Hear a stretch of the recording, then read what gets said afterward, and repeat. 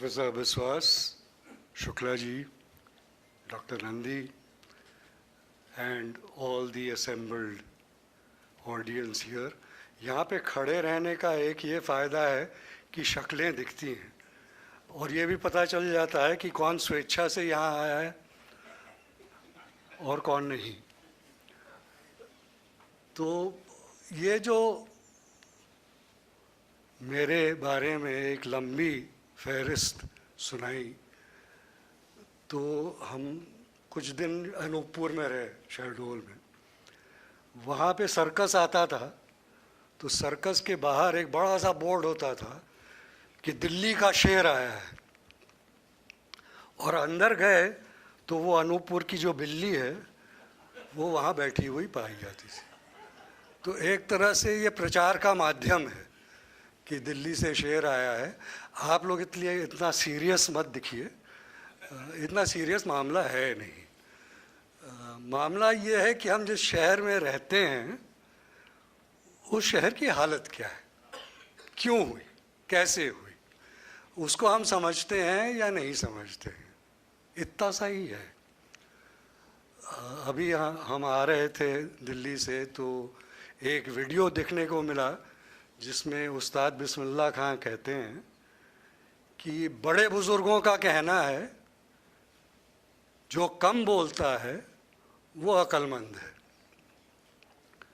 तो अब कई लोगों के चेहरे पे बड़ी राहत की सांस नज़र आ रही है कि ये कम बोलेंगे। मैं सावधान कर दूं कि मैं कम बोलने वाला नहीं,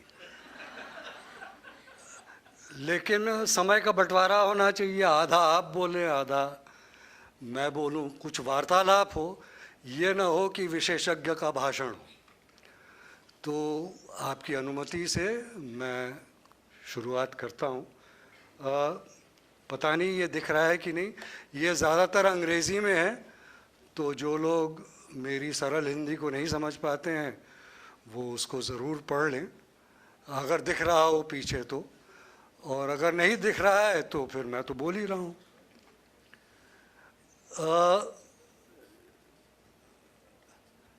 ये एक आइजैक न्यूटन ने कहा था बहुत साल पहले कि अगर मैं दूर का देख पा रहा हूँ तो उसकी वजह है कि मेरे पहले जो लोग आए थे उनके कंधों का सहारा मिला है कि नहीं। तो हम लोग आज से लगभग 50 साल पहले, ये शहडोल ज़िला है, आप लोगों ने सुना होगा, पूर्वी मध्य प्रदेश में। वहाँ पे एक छोटा सा कस्बा था, अब तो कस्बा नहीं रहा, अनूपपुर। तो हमारी एक छोटी सी टोली वहाँ गई थी भटकते हुए, और हम इसलिए वहाँ पहुँचे थे क्योंकि हमारे दो सवाल थे। एक सवाल था कि विकास किसको कहते हैं। मुझे मालूम नहीं आप लोगों को ये सवाल कभी प्रताड़ित करता है कि नहीं कि विकास क्या है। शुक्ला जी ने जो 2 कविताएं सुनाई उसमें उस सवाल की झलक है। और दूसरा सवाल था कि उस्तादों द्वारा नियोजित शहर, उसका नक्शा तो देखने को मिलता है, लोगों द्वारा काल्पनिक शहर, उसका कहीं कोई नक्शा है क्या, लोग क्या चाहते हैं। तो ये 2 सवाल लेके हम उस वक्त गए थे 50 साल पहले। आज भी वो दो सवाल जिंदा हैं। शायद अभी तक उसका जवाब हमें भी पूरी तरह से नहीं मिला है, इसलिए मैं उसको थोड़ा आपके साथ साझा करना चाहता हूँ। और उस यात्रा में मध्य प्रदेश के कई बड़ी विशेषज्ञ रहे हैं, विशेष व्यक्ति रहे हैं, उनका थोड़ा थोड़ा मैं बयान कर देता हूँ। वहाँ पे 7 तस्वीरें हैं। मैं ये नहीं कहता हूँ कि केवल ये 7 हस्तियाँ थीं, लेकिन और भी थे जिनकी कहानियों से, वाचन से हम लोग प्रभावित हुए। पहले तो हैं मामा बालेश्वर दयाल, आपने उनका नाम सुना होगा। दूसरे हैं हमारे भवानी प्रसाद मिश्र, और तीसरे हैं हरिशंकर परसाई जो व्यंगकार थे। आखिर में ऊपरी श्रेणी में यमुना प्रसाद शास्त्री जो नेत्रविहीन थे लेकिन बहुत बड़े ट्रेड यूनियन के नेता रहे मध्य प्रदेश में। फिर नीचे हबीब तनवीर, और उसके बीच में शंकर गुहा नियोगी, शायद बहुत कम लोगों ने उनकी फ़ोटो देखी होगी, और महेश बुच। और इन सब की वजह से हम लोगों को और दूर देखने का एक रास्ता मिला। इसमें महेश बुच साहब का जो हमने थोड़ा सीखा है, उसको यहाँ मैं उसका जिक्र करना चाहता हूँ। 3 उदाहरण हैं। पहला वाला है कि उन्होंने जो 1974-75 में भोपाल का मास्टर प्लान उसको बनवाया था, खुद तो नहीं बनाया था, बनवाया था, और उसी का उन्होंने विश्लेषण करीब 15 साल बाद किया था, जो उन्होंने खुद बनाया था। और उसमें उन्होंने एक बहुत महत्वपूर्ण बात कही थी कि शहर फैलता है, जिस ज़मीन के ऊपर शहर फैलता है, जहाँ पे शहरीकरण होता है, वो ज़मीन पहले कुछ थी, खेती की रही होगी, जंगल का रहा होगा, जानवरों का रहा होगा, बंजर रही होगी। कभी उस ज़मीन की कीमत आंकी गई क्या? और अगर नहीं आंकी गई तो उन्होंने समझाया था कि खेती की ज़मीन बार बार उत्पादन देती है, शहर की ज़मीन नहीं देती।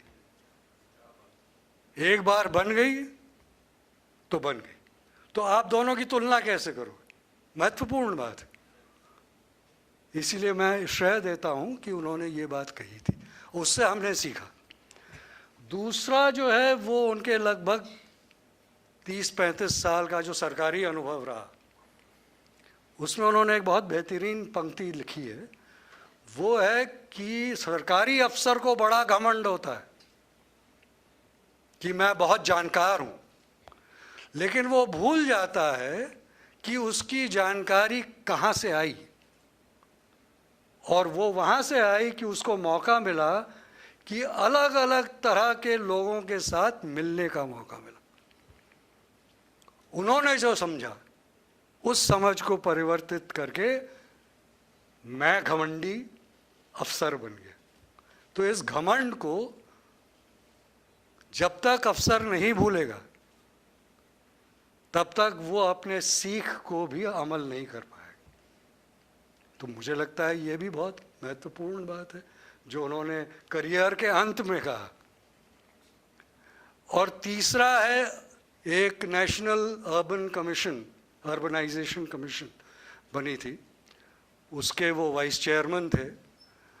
जब चेयरमैन साहब बार बार नहीं आए मीटिंग के लिए, तो ऊब करके उन्होंने खुद ही उसका खाका बना डाला और लिख डाला उसका जो परिचय था।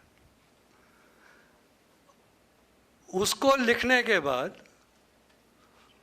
फिर करीब 15-20 साल बाद उन्होंने उसका मूल्यांकन किया, वो जो कमीशन की रिपोर्ट थी। और उस कमीशन की रिपोर्ट में लिखा था कि जब तक बाजार द्वारा शहर का फैलाव नहीं होगा, तब तक वो सफल नहीं हो सकता। यानी कि निजीकरण, प्राइवेट इन्वेस्टर, बैंक, जब तक वो उस शहर को एक उत्पादक वस्तु नहीं बनाएंगे कि इसमें इतना पैसा डालेंगे तो उसमें से इतना पैसा निकलेगा, ये कमीशन की रिपोर्ट में लिखा है, तब तक शहर रहने लायक नहीं बन सकता है। लेकिन 2015 में उन्होंने एक लेक्चर दिया था दिल्ली में आके, उसने कहा कि मैं गलत बोला था उस कमीशन की रिपोर्ट में, क्योंकि ये जो मार्केट वाला विकास दिखने को मिल रहा है, चाहे JNNURM में हो, चाहे स्मार्ट सिटी का हो, उसने शहर का विकास नहीं किया। तो देखिए, एक इतनी महान हस्ती 15-20 साल में वो अपने ही अनुभव का मूल्यांकन कर रहे हैं, तो क्या सबक दे रहे हैं कि ये मत सोचो कि सब जानते हो, बार बार उसको टटोलने की कोशिश करो और टटोल करके आगे बढ़ो। तो इसलिए मैं एक उदाहरण ले रहा हूँ एक शहर का, आप इसको गलत मत मानिए, मैं भोपाल शहर का के ऊपर टिप्पणी नहीं कर रहा हूँ, ये हर शहर की कहानी है, इसलिए शहरीकरण पे एक टिप्पणी है कि अगर ये भोपाल की कहानी है, अगर मैं नई दिल्ली की कहानी बताता तो शायद आपको इतनी चोट नहीं पहुंचती कि किसी और शहर की बता रहे हैं, लेकिन आपके शहर के बारे में बता रहा हूँ, इस उम्मीद में कि आप हैं, यहाँ शहर में रहते हैं, आपको शायद ज़्यादा मालूम होगा इस शहर के बारे में, तो आप मुझे चुनौती भी दे सकते हैं कि तुम कहाँ बाहर से आए हुए हो, क्या जानते हो, हम तुमको बताते हैं। तो आप ज़रूर बताइए, मैं ख़त्म कर लूँ उसके बाद। तो ये भोपाल शहर है। भोपाल के भूगोल के हिसाब से अगर आप देखेंगे तो पश्चिम की तरफ पहाड़ी इलाका है और पूरब की तरफ खेती युक्त ज़मीन है या जंगल। अब बुच साहब के कहने के मुताबिक किस ज़मीन को विकसित करना चाहिए शहर के लिए? जो खेती की ज़मीन है, जो जंगल की ज़मीन है, या जो पहाड़ी ज़मीन है? सोचिए ज़रा, किसकी कीमत कम है, किसकी कीमत ज़्यादा है, कौन सी उर्वरक है, कौन सी नहीं है, शहर को कहाँ फैलना चाहिए? ये सिर्फ प्लानर को सोचने के लिए नहीं है, ये नागरिक को सोचने के लिए। इसको ध्यान में रखते हुए अब हम देखेंगे कि शहर कैसे फैला और नियोजित ढंग से, ये भी नहीं कि अनियोजित ढंग से फैल गया। हर 15-20 साल शहर का एक प्लान बना है, योजना बनी, उस योजना के मुताबिक क्या हुआ, ये उसकी कहानी है। ये पहली योजना बनी थी राजा भोज के ज़माने की। ये जो बड़ा तालाब है वो भी उस वक्त बना था 1110 के करीब, और उसी शहर तालाब के एक नोक पे पुराना शहर जो भोपाल का है वो बसा था। धीरे धीरे उसका विकास हुआ है। जब मध्य प्रदेश की घोषणा हुई तब ये नक्शा बना कि उस पुराने शहर के दक्षिण में जो योजनाबद्ध शहर बनेगा प्रशासन के लिए, वो शहर दिख रहा है आपको, छोटा सा वो टीटी नगर मोटे तौर पे है। टीटी नगर को बनना था शुरुआत 1960 के करीब, और उसको 71 तक आते आते 11 साल में ये रूप लेना था। 1971 का एक नक्शा है सर्वे ऑफ इंडिया का, वो बताता है असल में शहर कितना फैल गया। वो सिर्फ टीटी नगर नहीं, ये पूरब में BHEL भी आ गया, और BHEL टीटी नगर से दुगना। तो आप किसको नियोजित कहेंगे और किसको अनियोजित कहेंगे? किसने किसको बनाया? तो 71 में जब आए तो इस शहर से डील कर रहे थे, तो बुच साहब ने दिखाया कि ये शहर वो बीच में जो ग्रे रंग का है वो मौजूदा शहर है, और 91 तक वो इतना फैलेगा जो काला आपको लाइन दिख रहा है। ये उनकी कल्पना थी उस नक्शे में। 1991 के बाद आप देखिए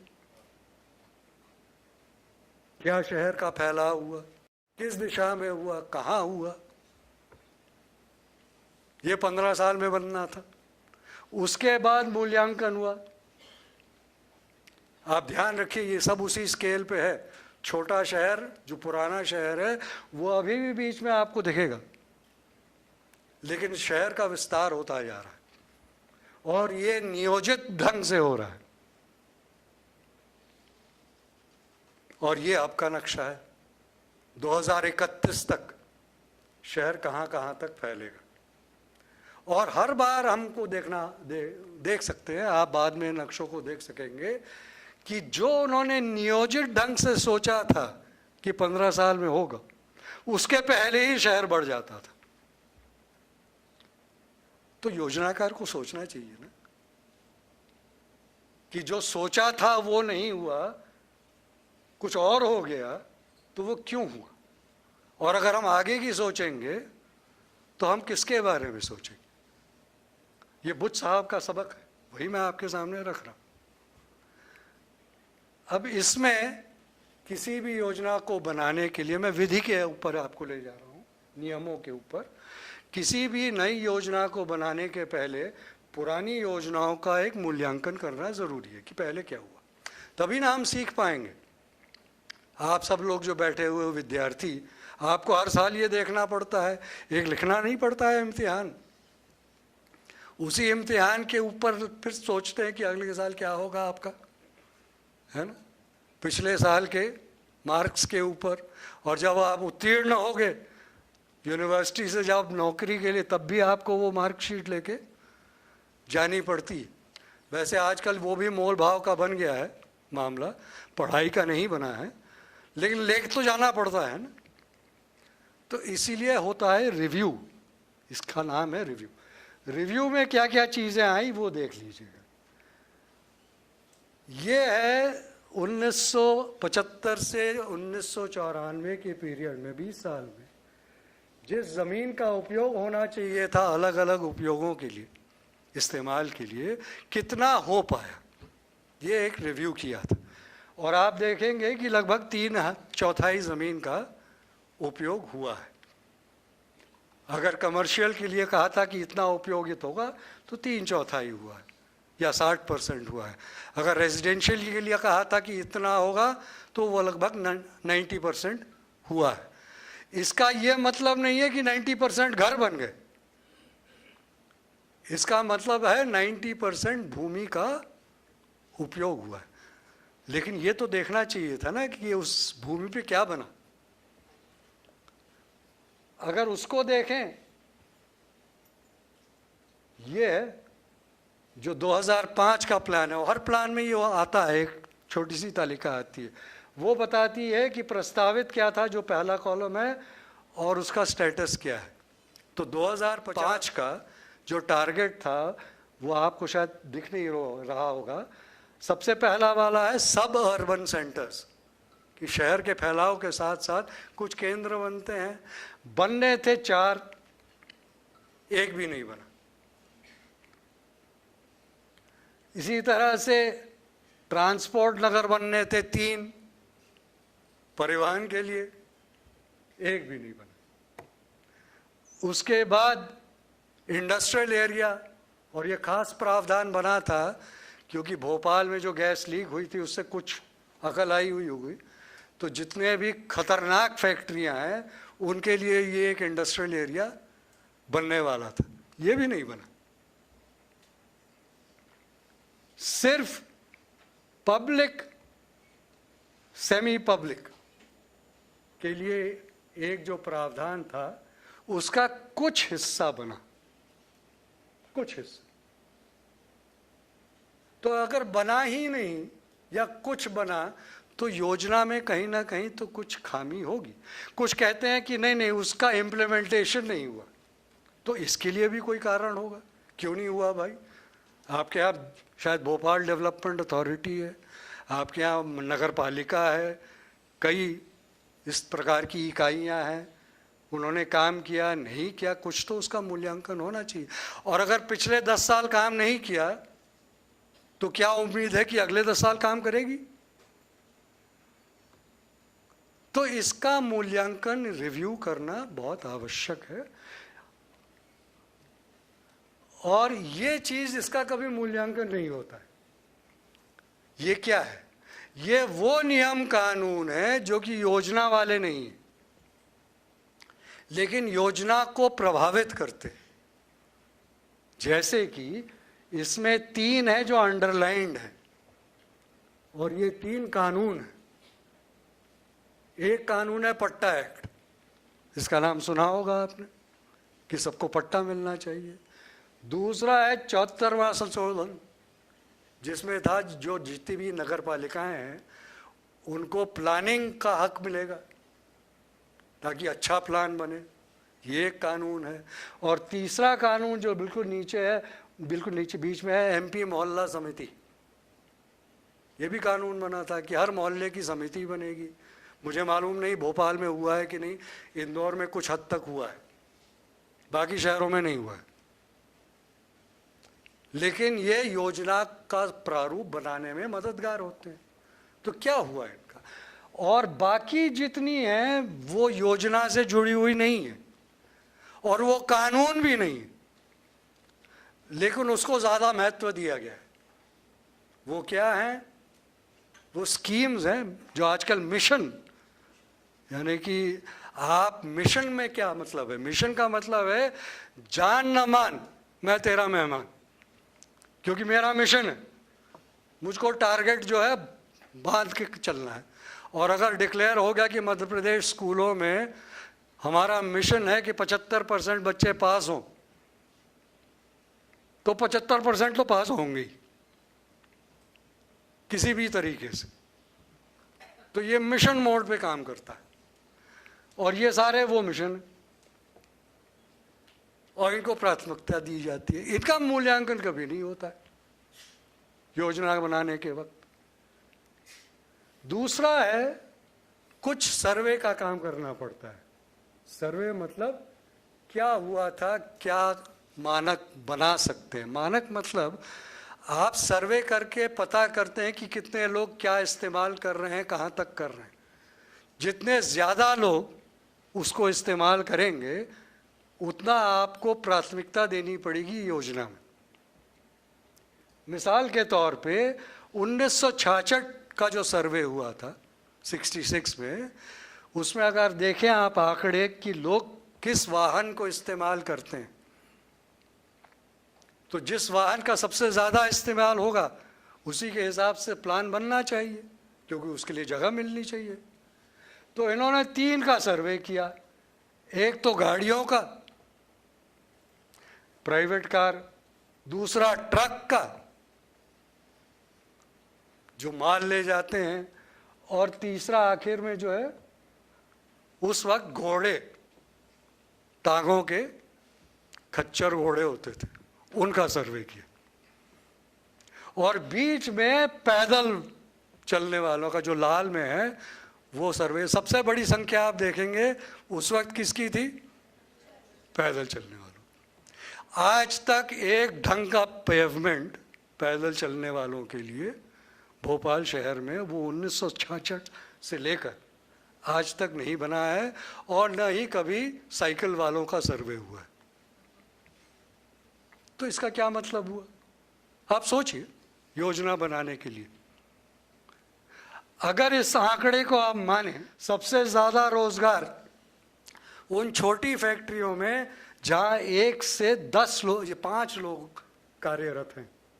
तो छोटी छोटी फैक्ट्रियों को जगह मिलनी चाहिए,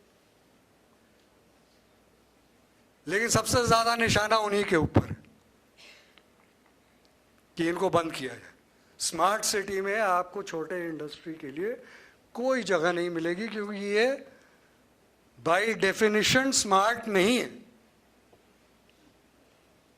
भाई स्मार्ट मतलब स्मार्ट लोग, अकल से स्मार्ट नहीं, दिखने में स्मार्ट। इसी प्रकार आप और भी देख सकते हैं, ड्वेलिंग साइज, मकान कितनी बड़ी है। अच्छा, कभी पूछा नहीं कि कितनी बड़ी होनी चाहिए, पूछा कि कितना है। उसके मुताबिक भी आप देख लेंगे तो सबसे ज़्यादा संख्या छोटे मकानों की है। 1 रूम 2 रूम 2 कमरे के मकान, और उनकी संख्या बढ़ती गई है। कच्चे मकान सबसे ज़्यादा थे, पक्के कम थे। सेमी पक्के जो है उनकी संख्या बढ़ती गई है। तो डिज़ाइन शहर किसके लिए हो, ये सर्वे बता रहा है। इसी के मुताबिक मानक होने चाहिए। अब आप ही सोच लीजिए कि शहर किसके लिए बन रहा है। पथिक के लिए बन रहा है, साइकिल वाले के लिए बन रहा है, 1 कमरे में रहने वाले के लिए बन रहा है, किसके लिए बन रहा है? यानी कि किस चीज़ का सबसे ज़्यादा, किसका सबसे कम इस्तेमाल होता है, उसके आधार में शहर बनता है। इसमें छिपी हुई एक चीज़ है जिसको प्लानिंग में लाते नहीं है, वो है हायरार्की ऑफ पीपल। प्लानिंग में कभी इसका जिक्र नहीं होता है किसको आप ज़्यादा मान्यता देंगे, पैदल चलने वाले को या गाड़ी चलाने वाले को? और मज़े की बात यह है कि हर गाड़ी में सवार व्यक्ति, चाहे आप हो चाहे कोई और हो, वो पैदल भी चलता है, क्योंकि गाड़ी आपको बेडरूम तक नहीं पहुंचा देगी, आपको पार्किंग तक पहुंचाएगी, फिर आपको पैदल चलना पड़ेगा। मार्केट में भी आपको पैदल चलना पड़ेगा। तो हर गाड़ी वाला पैदल चलने वाला भी है, लेकिन हर चलने वाला पैदल गाड़ी वाला नहीं है। तो इसमें हायरार्की ऑफ पीपल है, कौन बड़ा कौन छोटा कौन कहाँ, इसको प्लानिंग में लाते नहीं है, लेकिन अदृश्य रूप से वो वहाँ है। क्योंकि मानक किसके लिए? पानी आप कितना इस्तेमाल करते हैं? यहाँ पे जितने लोग बैठे हैं, अगर वो शावर करते हैं सुबह तो पानी इस्तेमाल करते हैं, और अगर आप बाल्टी भर के इस्तेमाल करते हैं तो कुछ और इस्तेमाल करते हैं। तो मानक किसका बनेगा? शावर लेने वाले के लिए या बाल्टी वाले के लिए? अच्छा, सब लोग जाते हैं सुबह प्रातःकाल और फ्लश कर देते हैं, उनको लगता है ये गायब हो गया। ये गायब नहीं होता है, ये कहीं ना कहीं जाता है, लेकिन आपकी नज़रों में से गायब हो गया तो वो अदृश्य है। लेकिन हर बार वो फ्लश जब आप चलाते हैं तो 25 लीटर पानी तो जा रहा है ना, 2 बार किया तो 50 लीटर, और कुछ लोग हैं जो 6-6 बार जाते हैं। तो विकसित आप किसको मानेंगे? जो ज्यादा इस्तेमाल करता है या कम इस्तेमाल करता है? सोचने लायक बात है, आप लोग सोचिए इसके बारे में, क्योंकि बुद्ध साहब यही कहते थे, सोचो। मैं उसी को फिर से दोबारा आपके सामने प्रस्तुत कर रहा हूं। तीसरा है डिफरेंशियल नॉर्म, जो मानक बनते हैं। तो ये हमेशा रहा है कि सरकार का काम है लोगों को सुविधा देना, नागरिक का काम है सुविधा ले करके उसके लिए पैसा देना। यह माना गया। सरकार का काम क्या है, नागरिकों का काम क्या है। अब ये मानते थे कि ऊपर से पैसा डालोगे तो वो पूरे समाज में फैल जाएगा, क्योंकि सब लोग नागरिक हैं। तो हायरार्की ऑफ फंक्शन आपको यहाँ दिखेगा कि सब इस्तेमाल कर रहे हैं, सबको मिल जाएगा। हायरार्की ऑफ पीपल यहाँ पे नहीं दिखेगा। तो ये जब बात उठाई गई थी कि यहाँ पे लोगों का क्या हुआ, तो इन्होंने समाज को 3 श्रेणियों में बांट दिया, और ये आई ट्रिकल डाउन थ्योरी। ये एक बहुत मज़ेदार थ्योरी है। ये थ्योरी कहती है कि अमीरों को दोगे तो वो धीरे धीरे धीरे फैल के गरीबों तक पहुंच जाएगा। है ना बड़ा सुंदर थ्योरी? क्योंकि आप तो अमीर बनने वाले हो, आप में से कौन गरीब बनने की ख्वाहिश रखता है? लेकिन आपको उम्मीद दिलाई जाएगी कि आपको जो मिलेगा वो धीरे धीरे फिल्टर डाउन, इसलिए इसको कहते हैं ट्रिकल डाउन। ये रेत का एक ढेर है, तो ये ट्रिकल डाउन थ्योरी है। तो इसमें कहीं ना कहीं हायरार्की ऑफ पीपल आती है, लेकिन इसमें यही है, बड़े लोगों को देने से फिर जाके छोटों को मिलेगा। और ये है हायरार्की ऑफ प्लेस। इसको भी पहचाना जाता है। यानी कि क्या है इसका, वो उसमें क्या है हायरार्की ऑफ प्लेस में, वो ये है, बड़े शहर में डालोगे तो वो धीरे धीरे छोटे शहरों तक पहुंचेगा। इसको कहते हैं विकास की अवधारणा। विकास ऐसे ही होता है।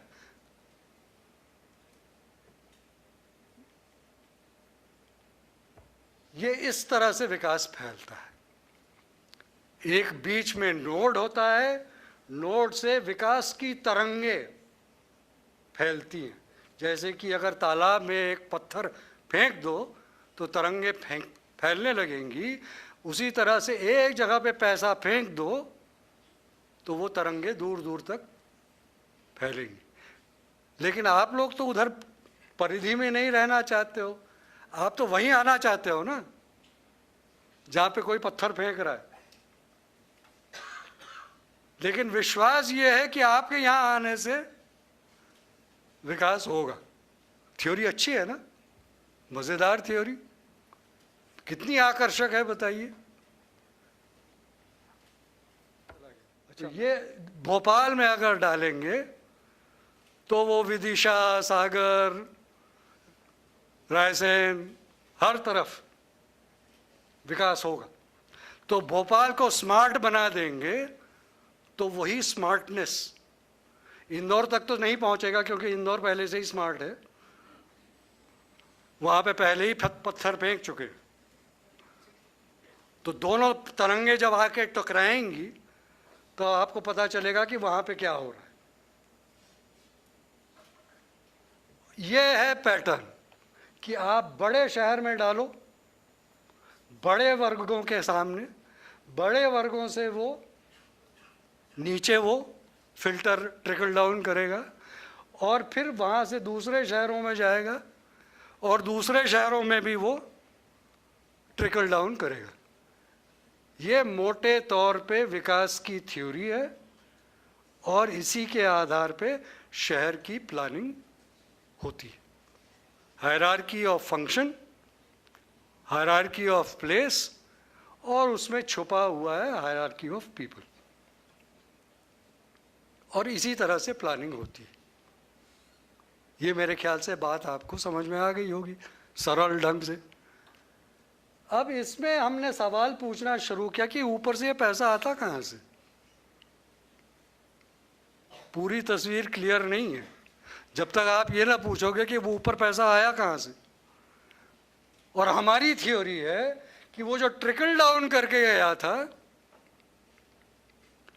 वही वापस आया है। तो ये ट्रिकल डाउन है या बॉटम अप है? बॉटम अप करते हैं ना, ये आपको सोचने के लिए मजबूर करता है जब आप सवाल पूछते हैं।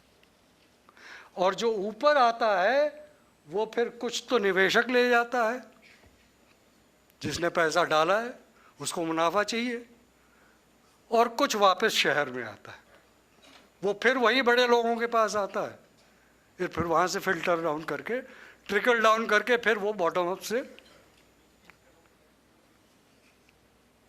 एब्जॉर्ब अप करेगा।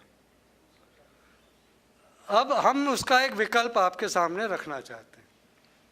ये एक थ्योरी है, समझ लीजिए, मान लीजिए, आप स्वीकार करें या ना करें ये आपके ऊपर है।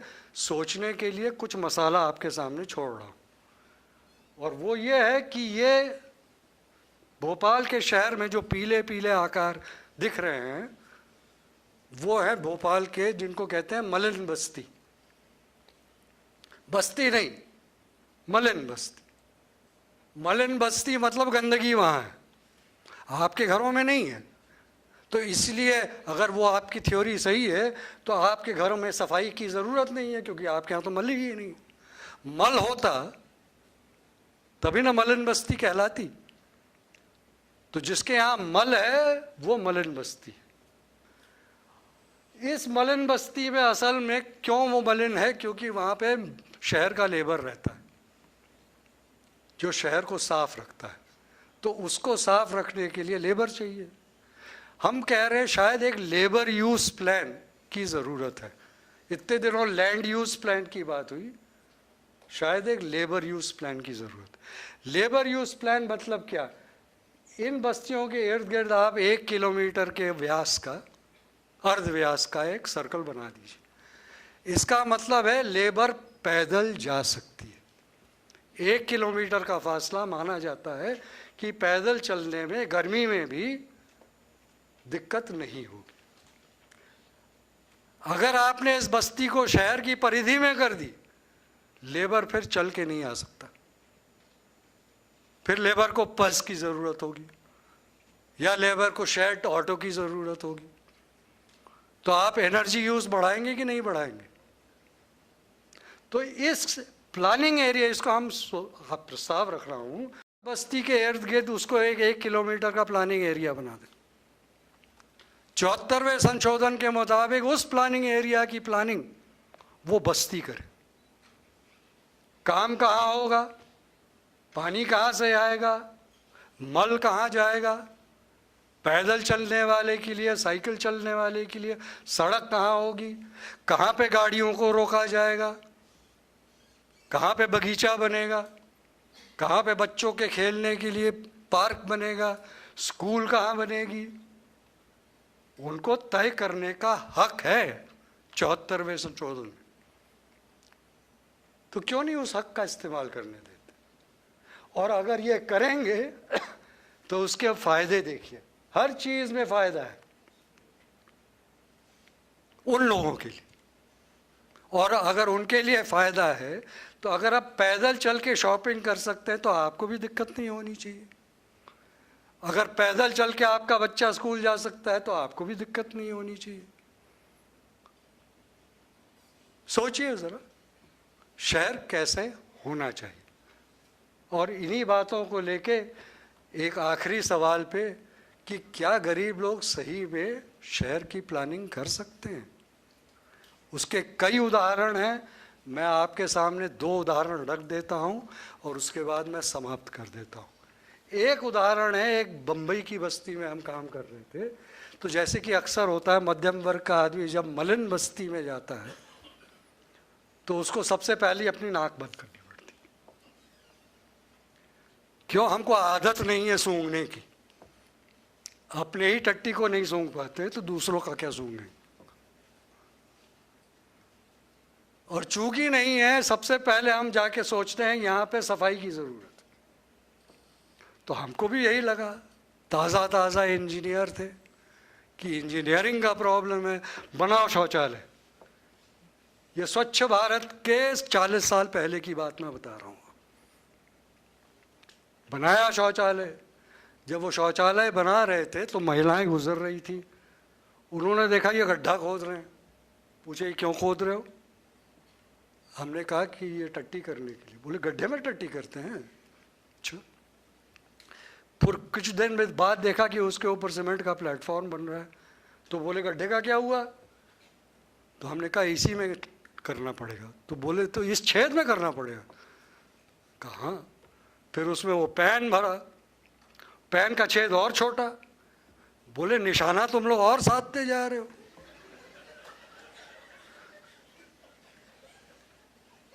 फिर कहा यहाँ अटक जाएगा तो क्या करेंगे?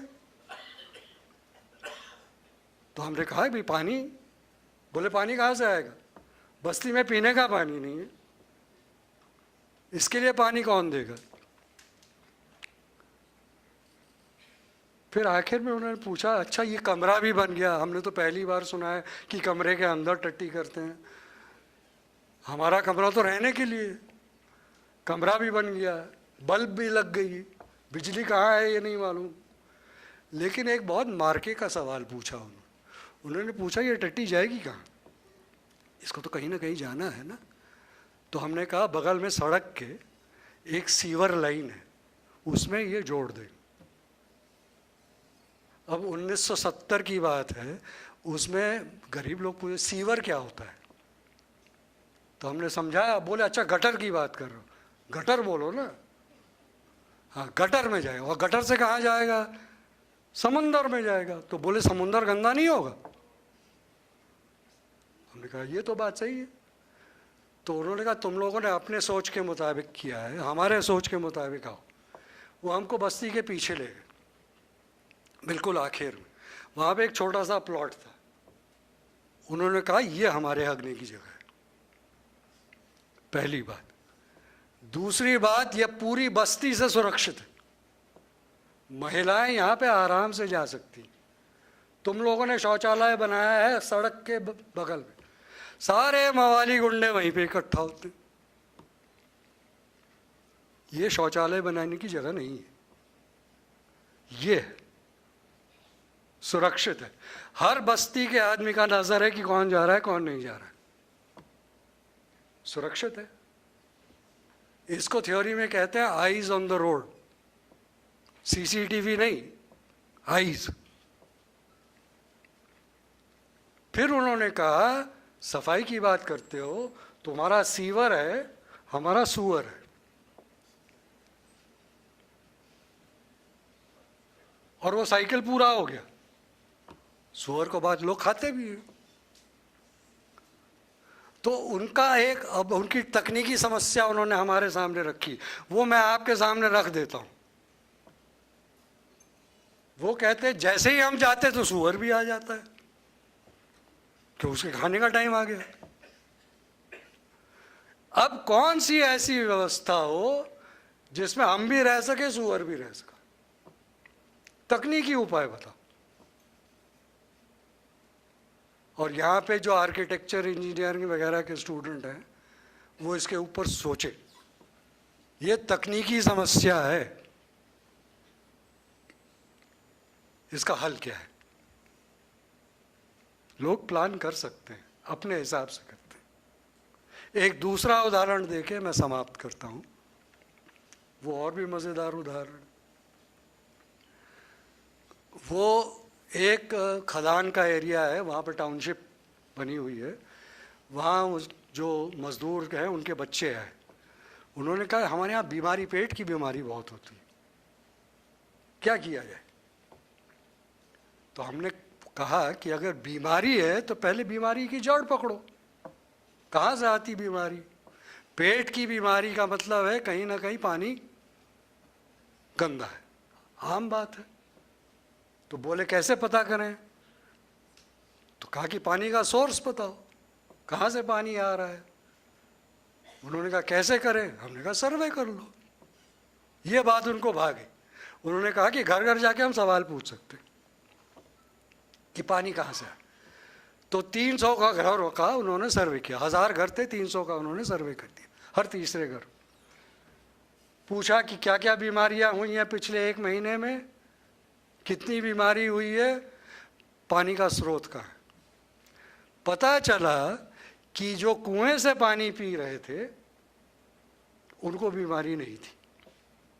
कंपनी का जो सप्लाई था, वो पानी जो पी रहे थे वहां पे बीमारी थी। और वो भी दफाई में, दफाई यानी कि मजदूर कॉलोनी में, ऑफिसर कॉलोनी में नहीं। अब मजे की बात है, वही पानी ऑफिसर को भी जा रहा है, लेबर को जा रहा है। लेबर बीमार पड़ रहा है, ऑफिसर नहीं पड़ रहा है। तो इसका मतलब है ऑफिसर के पेट में कोई फिल्टर होगा, कुछ तो होगा। तो क्या मामला है? तो वो हमें ले गए वहाँ का एक जो वाटर सप्लाई प्लांट था। क्या होता है दफाई में, ये खदान में, खदान होता है कुआं, कोयले का खदान खास तौर से। खोदते हैं तो जितना गहरा जाएंगे उतना पानी आएगा। उस पानी को पंप किए बिना आप कोयला नहीं निकाल सकते। तो वो पानी पंप करके बाहर निकालते हैं, उसी को वाटर सप्लाई में डालते हैं, वही वाटर सप्लाई आता है। शिफ्ट होती है 1 घंटे, 8 घंटे की। 8 घंटे की टट्टी पेशाब तो लगेगी ना, नीचे कोई टॉयलेट नहीं है। तो वही पानी वापस आता है प्लांट में। प्लांट में 3 अंग होते हैं। एक अंग है फिटकरी डालने वाला, फिटकरी डालो तो पानी में मल जो है वो बैठ जाता है। दूसरा है फिल्टर, वो उस मल को छान देता है। और तीसरा है ब्लीचिंग पाउडर, क्लोरीन डाल दो तो कीड़े मर गए। ऑपरेटर जो है उसको महीने भर का सप्लाई मिलता है। वो क्या करता है, महीने भर की सप्लाई 1 दिन डाल दी। और रोज कौन आया डालने? तो आप सोच सकते हैं उस पानी का क्या ट्रीटमेंट हो रहा है। उसके बाद भी जो सप्लाई लाइन है उसमें पता चला वो प्लांट बना था 25 साल पहले। आबादी हो गई है दुगनी, तो एक टी लगा दिया। टी लगा के एक जो फिल्टर में जाता है और ब्लीचिंग पाउडर में जाता है वो जाता है ऑफिसर कॉलोनी, दूसरा जाता है दफाई में, लेबर कॉलोनी। तो बात समझ में आ गई कि बीमारी क्यों होती है और उसका इलाज क्या है? इलाज है कि मजदूर कहे कि ये पानी हमको साफ मिलना चाहिए, तभी बीमारी दूर होगी। अब ये कौन काम करेगा? तो उन्होंने कहा यूनियन करेगी। यूनियन के पास गए, लीडर के पास। उसने कहा क्या मुझे उल्लू समझते हो? ये मेरा काम है, मेरा काम है तनख्वाह बढ़ाना। पीने के पानी को लेके यूनियन का कोई नहीं लेना देना। उसने डांट दिया बच्चों को। तो फिर बच्चों ने एक प्रदर्शनी की, दफाई के अंदर जो साप्ताहिक लगता है वहाँ पे लगा दिया पोस्टर। ये जो सारी जानकारी उन्होंने इकट्ठा की थी पोस्टर में चिपका दिया, रखा था एक दिन के लिए। बाद में हमने पूछा क्या हुआ, बोले कि लोग आए, देखा, और जब हम शाम को उतारने लगे थे तो महिलाओं ने आके किया रहने दो, हम और को ले आएंगे, सब देखेंगे। तब सबको बात में समझ में आई। तो एक हफ्ते वो प्रदर्शनी रही। उसकी वजह से यूनियन पे दबाव पड़ा। यूनियन ने जाके टाउन प्लानिंग वालों से कहा कि इसको ठीक करिए। उसके बाद वो जाके ठीक हुआ है। तो ऐसे कई उदाहरण हैं, मैं आपको उदाहरण दे सकता हूँ, लेकिन उसके लिए वक्त नहीं है। कर सकते हैं। और आखिर में एक मिश्र जी की बहुत अच्छी कविता है, मैं पढ़ के सुना देता हूँ आपको कि उन्होंने एक ज़माने में क्या लिखा था। कलम अपनी साध, और ये आप जैसे लोगों के लिए है। कलम अपनी साध और मन की बात, मन की बात बिल्कुल ठीक कहे एक आध, लेकिन ठीक कहना पड़ेगा, अच्छी बात कहनी पड़ेगी। ये नहीं कि जो ऊपर वाला चाहता है वो आपने कह डाला। जिस तरह हम बोलते हैं उस तरह तू लिख। बोलने की भाषा और लिखने की भाषा फर्क नहीं होनी चाहिए। और इसके बाद भी हमसे बड़ा तू दिख। बताइए, इतने साल पहले भवानी बाबू ने ये कविता लिखी थी और वो आज भी नायाब है। चीज ऐसी दे कि जिसका स्वाद सिर चढ़ जाए, बीज ऐसी बो कि जिसकी बेल बन बढ़ जाए। टेढ़ मत पैदा कर गति तीर की अपना, पाप को हर कर लक्ष्य कर दे झूठ को सपना। तू जिसे छू दे दिशा कल्याण हो उसकी, तू जिसे गा दे सदा वरदान हो उसकी।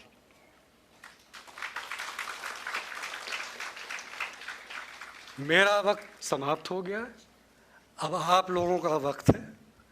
आपको टीका टिप्पणी हंसी मजाक जो करना हो करिए। बिस्मिल्लाह खां की बात वो मैं दोहरा देता हूँ, जो कम बोलता है वो अक्लमंद होता है। नमस्कार।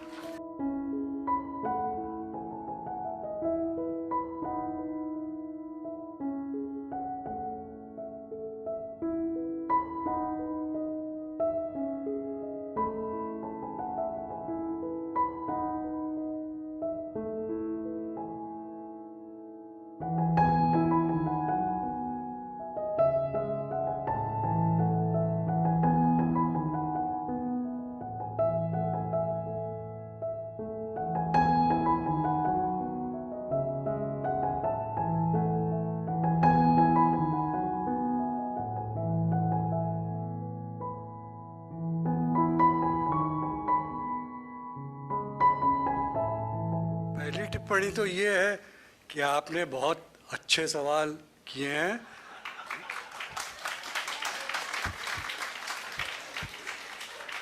मेरा काम है आप में सवाल जागरूक करना। अगर आप सवाल पूछने लगेंगे, आपको बेचैनी होगी, तो आप उसका जवाब खुद ढूंढेंगे, है ना। तो इसलिए मुझे बड़ी खुशी है कि आप बेचैन हो रही हैं। I want to increase the unhappiness index. तभी लोग सवाल पूछेंगे, नहीं तो लोग सवाल नहीं पूछेंगे। दूसरी बात जो इसमें आ रही है वो हम क्या करें, है ना। मेरे नज़रिए से क्या कर सकता हूँ मैं इको सिटी बनाने के लिए, माइग्रेशन के लिए, एविक्शन के लिए, गाड़ी चलाने में रोना आता है उसके लिए। मैं आपसे अर्ज करना चाहता हूँ कि यहीं पे हायरार्की ऑफ पीपल है। किसका नज़रिया? आपने कहा नज़रिया प्रकृति की तरफ से, आर्किटेक्चर की तरफ से, वो नज़रिया असल में है नहीं। नज़रिया उस व्यक्ति का है, किस नज़र से वो देख रहा है।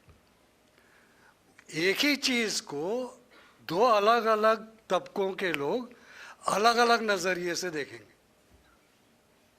अगर मैं प्रोफेशनल हूँ तो मुझे ये तय करना पड़ेगा कि मैं किसके नज़रिए से देख रहा हूँ, इस तबके के या उस तबके के। एक बात मैं आपसे कह दूं, जब गाड़ी वाला जाम होता है ना, पैदल चलने वाला बड़ा खुश होता है कि इनको पता चल गया, नहीं तो इनको क्या पता चलता था। और प्लानर पैदल नहीं चलता है, प्लानर तो शोफर ड्रिवन गाड़ी में चलता है। तो वो किस नज़रिए से देखेगा? उसके लिए एक छोटी सी कहानी है, उसमें आपको शायद मज़ा आए, ख़ास तौर से ये भोपाल के मामले में भोज थे या गोंड थे या कौन थे। देखिए ये सब अधिकृत स्रोत है, मेरा कोई इसमें लेना देना नहीं है। आप कहेंगे कि ये किसी और का था, मैं खुशी से स्वीकारूंगा और कहूँगा स्रोत आप थे, तो इसमें मुझे कोई दिक्कत नहीं है। लेकिन हमेशा ये सवाल उठेगा कि किस नज़रिए से मैं देखने की कोशिश कर रहा हूँ। शहडोल ज़िले में एक पाठ का इलाका है, पहाड़ी इलाका, वहाँ पे हम लोग ऐसे घूमते घूमते चले गए। मैं पंप मरम्मत करता था, तो पंप मरम्मत की खोज में निकलता था, तो कई गांवों में इसी तरह से पहुँच गया। इस गांव में पुराने एक गौंटिया थे, तो पंप मरम्मत करने में रात हो गई, तो उन्होंने कहा कि रात को रुक जाएं भैया जी। तो हम रुक गए। उससे पूछा कि बाबा आपको आज़ादी के बारे में मालूम है? तो बोले हाँ मालूम है। तो हमने पूछा कि आज़ादी के बारे में आपको क्या याद है? पुराने थे, उम्रदराज। उन्होंने कहा एक डोंगरी रईस ओखर उपा गांधी बाबा के कुटिया, एक दिन नथु गौड़ जाए रईस, नाम जरा मार्क कीजिए, नथु गौड़ जाए रईस, वह गोली दाग दीस, गांधी बाबा फौत हो गए, हम आजाद हो गए। देखिए ये नजरिया का सवाल है, बहुत सरल कहानी है। फौत मतलब खत्म हो गए, तो गांधी बाबा फौत हो गए, हम आज़ाद हो गए। तो इसमें आज़ाद किसको कहते हैं, कौन आज़ाद हुआ, किससे आज़ाद हुआ, क्या वजह थी, सारी बातें इसमें छिपी हुई हैं। और ये जितने भी सवाल हैं कि लेबर यूज़ अगर ऐसे करेंगे तो उसके ट्रांसपोर्ट का क्या होगा, बाघ का घर हमने छीन लिया तो उसका क्या होगा, ये तय करने वाला जब तक गाड़ी में बैठा, जब तक कॉलोनी में अपना गेटेड कॉलोनी में रह रहा है, तो उसको सताएंगे एक तरह से, बाघ को दूसरी तरह से सताएंगे, और हमेशा एक अंतर्द्वंद होगा, या तो आप बाघ को मारेंगे या बाघ आपको मारेगा। साफ बात है। घर आपका वो उसका आप छीन रहे हो, उसने तो अपना घर नहीं छीना। प्रकृति का आप अगर गलत इस्तेमाल कर रहे हो तो आज नहीं तो कल प्रकृति उसका बदला लेगी, साफ बात है। इंडस्ट्रियलाइजेशन की बात हुई है, बड़ी ज़रूरत है। अच्छा बताइए, किसने यहाँ पे कहा था कि यूनियन कार्बाइड की फैक्ट्री चाहिए? किसी ने कहा था?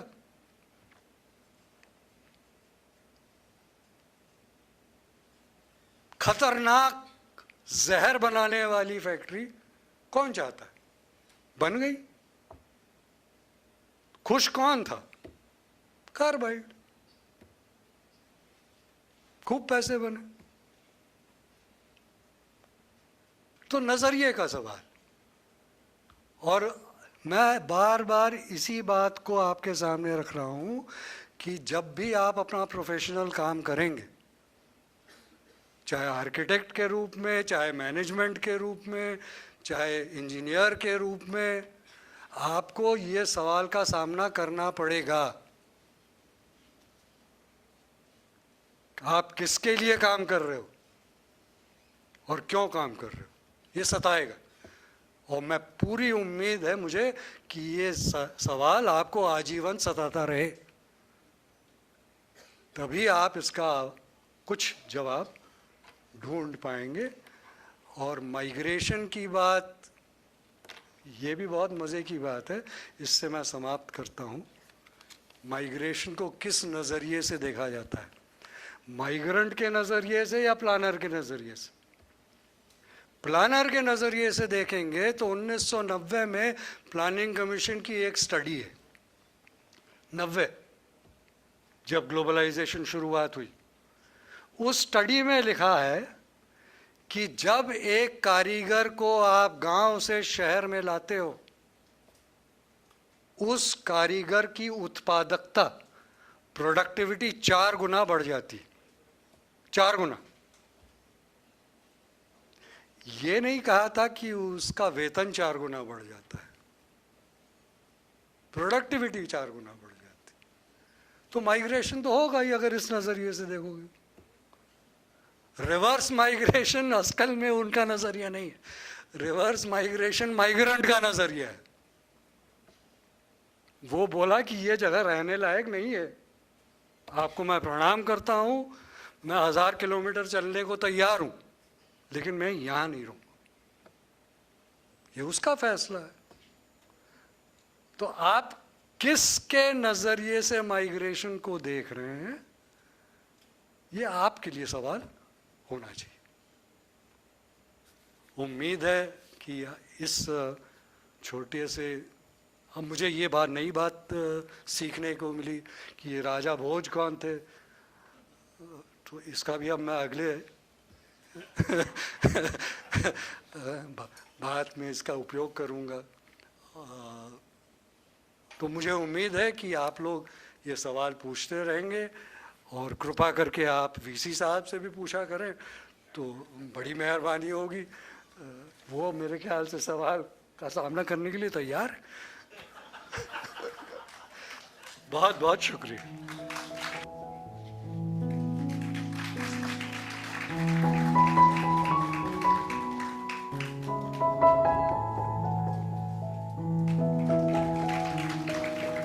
एनसीएचएससी के director general doctor Pradeep Nandi साहब से गुजारिश है